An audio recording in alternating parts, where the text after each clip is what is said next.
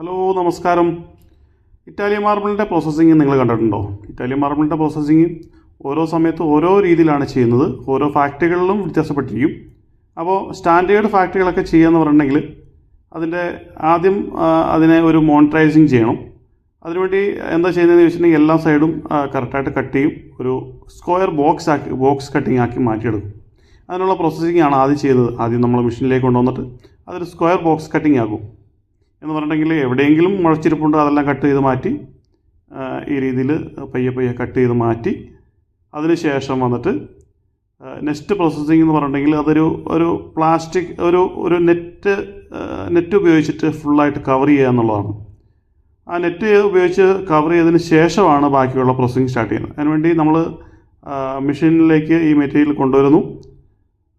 ക്രാക്കായിട്ടുള്ള material ആയിരിക്കും. അതെല്ലാം മെഷീനിലേക്ക് കൊണ്ടുവരുന്നു. മെഷീനിലേക്ക് കൊണ്ടുവന്നതിന് ശേഷം നെറ്റടിക്കുന്നു.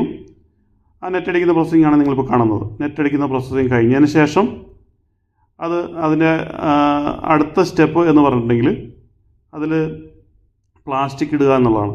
ഇത് നെറ്റ് 3 സ്റ്റെപ്പ് 4 സ്റ്റെപ്പൊക്കെ ഇടും. അതിനുശേഷം പ്ലാസ്റ്റിക് ഇടുന്നു. പ്ലാസ്റ്റിക് ഇട്ട് ഫുള്ളായിട്ട് കവർ ചെയ്തതിന് ശേഷം ഇതിനകത്തേക്ക് ഇൻപുട്ടായിട്ട് ഗമ്മ് കൊടുക്കുന്നു. ഗമ്മ് കൊടുത്തതിന് ശേഷം മുകളിലൂടെ ആ എയർ ഫുള്ളായിട്ട് സക്ക് ചെയ്ത് പുറത്തെടുക്കുന്നു. ആ സക്ക് ചെയ്ത് പുറത്തെടുക്കുന്നത് കൂടെ തന്നെ ഈ ഗമ്മ് ഫുള്ളായിട്ട് എല്ലായിടത്തും സ്പ്രെഡായി പക്ക ഫിറ്റാവും.